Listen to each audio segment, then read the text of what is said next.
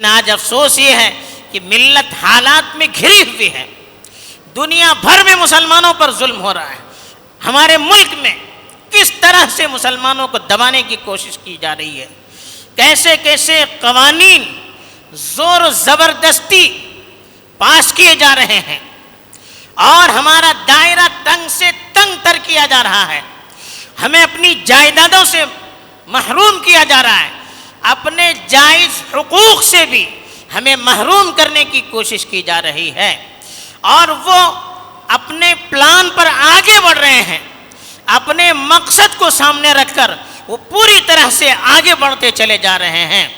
لیکن افسوس یہ ہے جن کو کاٹا جا رہا ہے، جن کے حقوق چھینے جا رہے ہیں، جن کو دبایا جا رہا ہے، جن کو محروم کیا جا رہا ہے، ان میں سے اکثر و بیشتر وہ ہیں جن کے اندر احساس نہیں ہے کہ ہمارے ساتھ کیا ہو رہا ہے، کس طرح سے دائرہ ہم پر تنگ کیا جا رہا ہے، کیسے کیسے قوانین ہمارے خلاف پاس کیے جا رہا ہے.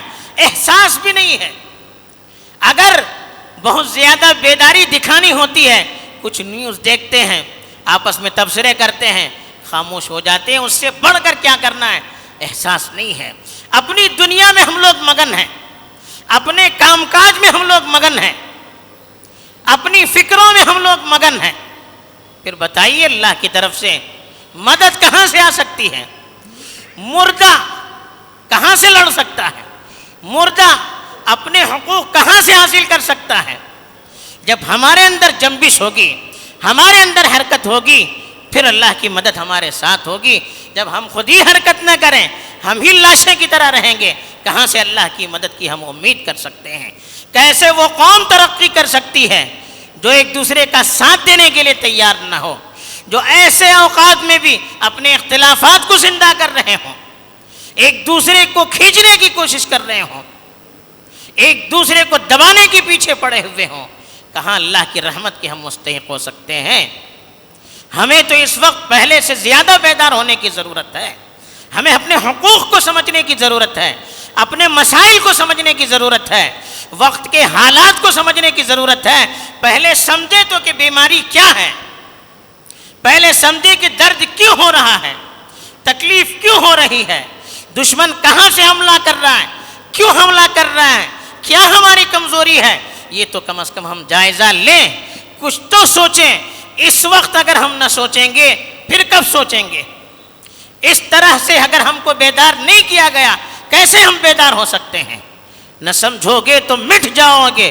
اے ہندوستان والو، تمہاری داستان تک بھی نہ ہوگی داستانوں میں. ایسے ہی وقت کے لیے شاید اقبال نے کہا تھا کہ اگر اب بھی نہ سمجھو گے تو پھر زمانہ کبھی ہمیں یاد نہیں رکھے گا. اس وقت کبھی ہمیں کم از کم بیدار ہونے کی ضرورت ہے، اپنے مسائل کو سمجھنے کی ضرورت ہے.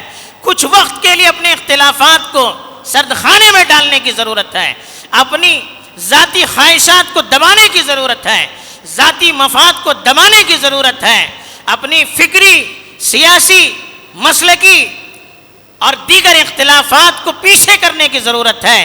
ایک جٹ ہونے کی ضرورت ہے، محسوس کرنے کی ضرورت ہے، آگے بڑھنے کی ضرورت ہے، کھڑے ہونے کی ضرورت ہے. کم از کم اپنی زندگی کا ثبوت دینے کی ضرورت ہے. جو زندہ ہوتا ہے، حرکت کرتا ہے، اس پر کوئی جلدی حملے کی کوشش نہیں کرتا. جو لاش پڑی رہتی ہے اسی کو کاٹا جاتا ہے، اسی کے ٹکڑے کیے جاتے ہیں، زندوں کے ٹکڑے نہیں کیے جاتے ہیں. تو ہمیں آج کم از کم اپنی زندگی اور بیداری کو دکھانے کی ضرورت ہے، اپنی زندگی کو محسوس کرنے کی ضرورت ہے، دکھ درد کو سمجھنے کی ضرورت ہے، تکلیف کو سمجھنے کی ضرورت ہے، ملت کے مسائل کو سمجھنے کی ضرورت ہے. ملت کے مسائل سے کنارہ کشی کر کے ہم کامیاب نہیں ہو سکتے. میری دکان، میرا مکان، میرے بچے، میں خوش رہوں، اس سے نہ امت کو کامیابی مل سکتی ہے، نہ امت بچ سکتی ہے، نہ خود ہم بچ سکتے ہیں.